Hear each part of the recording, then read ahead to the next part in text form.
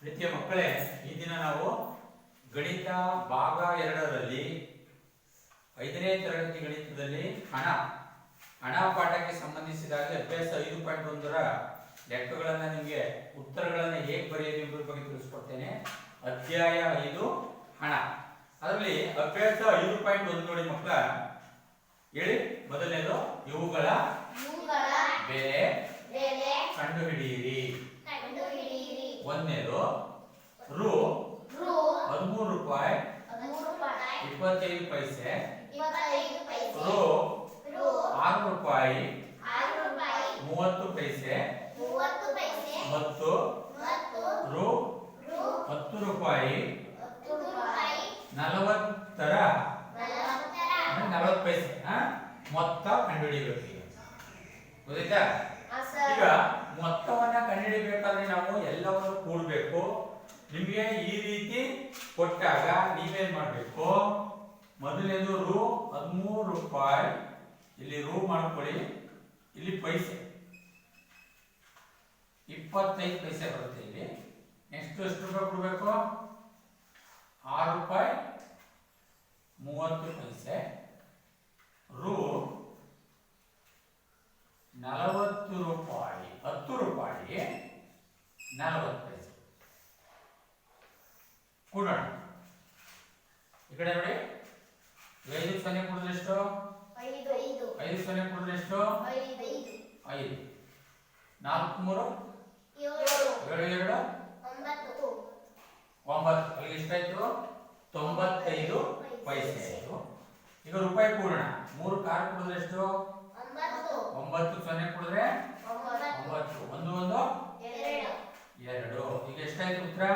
29 ರೂಪಾಯಿ. ಹೇಳಿ, 95 ಪೈಸೆ. ಈ ಉತ್ತರವನ್ನ ಇಲ್ಲಿ ಬರ್ಕೊಳ್ಳೋಣ. ರು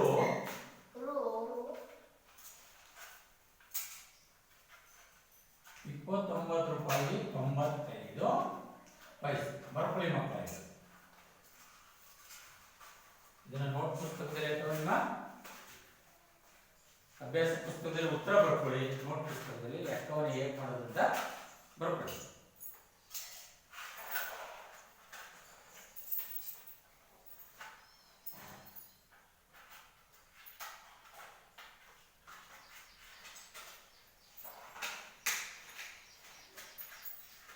ಎರಡನೇ ಲೆಕ್ಕ ರು 78 ರೂಪಾಯಿ 45 ಪೈಸೆ, ರು 69 ರೂಪಾಯಿ 70 ಪೈಸೆ ರ ವ್ಯತ್ಯಾಸ. ವ್ಯತ್ಯಾಸ ಅಂದ್ರೆ ಏನು? ಏನು ವ್ಯತ್ಯಾಸ ಅಂದ್ರೆ ಕಳೆಯುವುದು. ಆಯ್ತಾ? ಈ ಲೆಕ್ಕವನ್ನ ಇಲ್ಲಿ ಮಾಡಿ ತೋರಿಸ್ತೀನಿ ನಿಮ್ಗೆ, ನೋಡ್ಕೊಳ್ಳಿ. ಮೊದಲು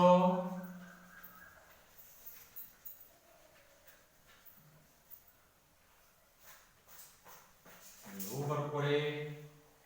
78 ರೂಪಾಯಿ 45 ಪೈಸೆ, ಇಲ್ಲಿ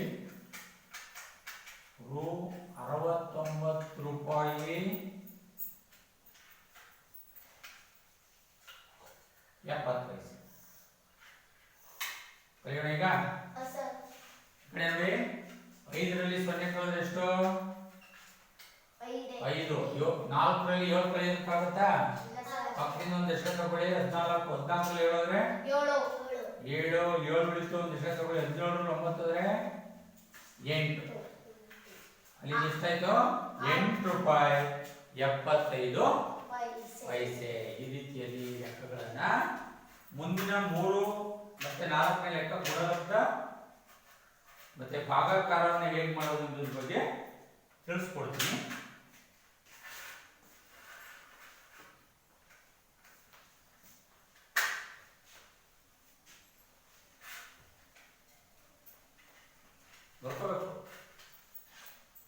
ಬರ್ಕೊಳ್ಳಿ, ಒಂದು ನಿಮಿಷ ಟೈಮ್, 2 ನಿಮಿಷ. ಆದರ್ಶ ಬರ್ಕೋ.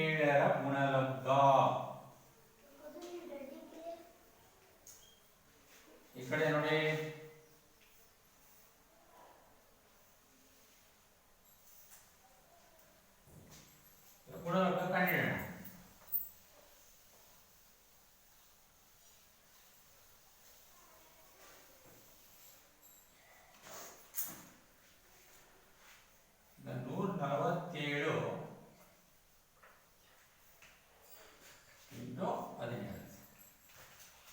ಈಗ ಗುಣಿಸೋಣ. 17 5 ಎಷ್ಟು? 17 5 85 ದಶಕ 8 17 2 34 34 8 ಕೊಡಿದ್ರೆ 42 ದಶಕ 4 17 17 17 119 119 4 ಕೊಡಿದ್ರೆ 119 ಕ್ಕೆ 4 19 4 ಕೊಡಿ 19 4 ಕೊಡಿದ್ರೆ 123 123 ಕ್ಕೆ 3 ದಶಕ 12 17 17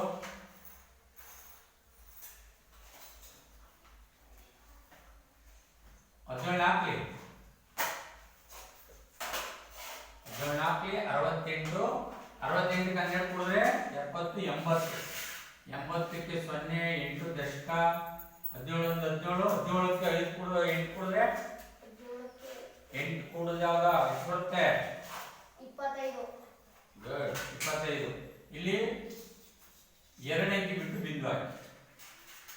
ಆಯ್ತಾ? ಉತ್ತರ ಎಷ್ಟು? 2503.25. ಉತ್ತರ ಬರ್ಕೋಣ. 2503.25. ಇಲ್ಲಿ ರೂ ಚಿಹ್ನೆಯನ್ನ ಬರ್ಕೊ. ಇದಿಷ್ಟು ಮೂರನೇ ಲೆಕ್ಕ. ಗುಣಲಬ್ಧವನ್ನ ಹೇಗೆ ಕಂಡುಹಿಡಿಯೋದು ಅಂತ ಗೊತ್ತಾಯ್ತಾ? ನೆಕ್ಸ್ಟ್ ಲೆಕ್ಕಕ್ಕೆ ಹೋಗ್ತೀನಿ. ನೆಕ್ಸ್ಟ್ ಲೆಕ್ಕ ಭಾಗಲಬ್ಧವನ್ನ ಕಂಡುಹಿಡಿಯೋಣ. 4ನೇದು ರೂ 4960 ಡಿವೈಡೆಡ್ ಬೈ ರೂ 8ರ ಭಾಗಲಬ್ಧ. ಭಾಗಲಬ್ಧ ಅಂದ್ರೆ ಏನು? ಹಂಚುವುದು. ನೋಡಿ ಇಲ್ಲಿ 4960 ರೂಪಾಯಿ 8 ಜನಕ್ಕೆ ಹಂಚಿಕೆ ಆಗಿದೆ. ಬೋರ್ಡ್ ನೋಡಿ ಈ ಕಡೆ ಅಪೂರ್ವವಾಗಿ ಬರ್ಕೊಳ್ಳಿ. ಇದು 4960 ರೂಪಾಯಿ ಎಷ್ಟು ಜನಕ್ಕೆ ಹಂಚಬೇಕು? ಹಣನ 8 ಜನಕ್ಕೆ ಹಂಚಬೇಕು ಅಂದ್ರೆ ನಾವು ಭಾಗಾಕಾರವನ್ನ ಮಾಡಬೇಕಾಗುತ್ತೆ. 4960 ಡಿವೈಡೆಡ್ ಬೈ 8. ಈಗ 49ಕ್ಕೆ 8 ಮುಗಿಯೋ ನಾನು 8 ಮುಗಿಯೋಕೊಳ್ಳಿ ಎಷ್ಟು ಹೋಗುತ್ತೆ? ಮನಸ್ಸಲ್ಲಿ ಲೆಕ್ಕ ಹಾಕೊಂಡು ಹೇಳ್ಬೇಕು ಚೆಕ್ ಅಂತ. ಎಷ್ಟು ಹೋಗುತ್ತೆ? 49 8 ಗುಡ್ 8 ಆರ್ಲೆ 48. 9 8 ಅಂದ್ರೆ 1 4 4 ಅಂದ್ರೆ 0 6 ಇಳಿಸ್ಕೊಳ್ಳೋಣ. 16 ಎಷ್ಟರಲ್ಲಿ ಹೋಗುತ್ತೆ? 2 8 2 16 8 2 16 0 ಇಳಿಸ್ಕೊಳ್ಳೋಣ. ಈ ಕಳೆದಾಗ ಇಲ್ಲಿ 0 ಬರುತ್ತೆ. 8 0ಗೆ 0 ಉತ್ತರ ಎಷ್ಟು ಬಂತು? 620. ರೂ ಒಬ್ಬೊಬ್ಬರಿಗೆ ಎಷ್ಟು ಬಂತು? 620. ಈ ರೀತಿಯಲ್ಲಿ ಲೆಕ್ಕವನ್ನ ಮಾಡಬೇಕು. ಇದಿಷ್ಟು ಈ ಉತ್ತರವನ್ನ ಅಭ್ಯಾಸ 5.1ರಲ್ಲಿ 4 ಲೆಕ್ಕಗಳನ್ನು ತಿಳಿಸ್ಕೊಟ್ಟಿದ್ದೇನೆ. ಮುಂದಿನ ತರಗತಿಯಲ್ಲಿ 2ನೇ ಟೈಪ್ ಕೆಳಗಿನವುಗಳನ್ನು ಬಿಡಿಸಿ ಅಂತಿದೆ.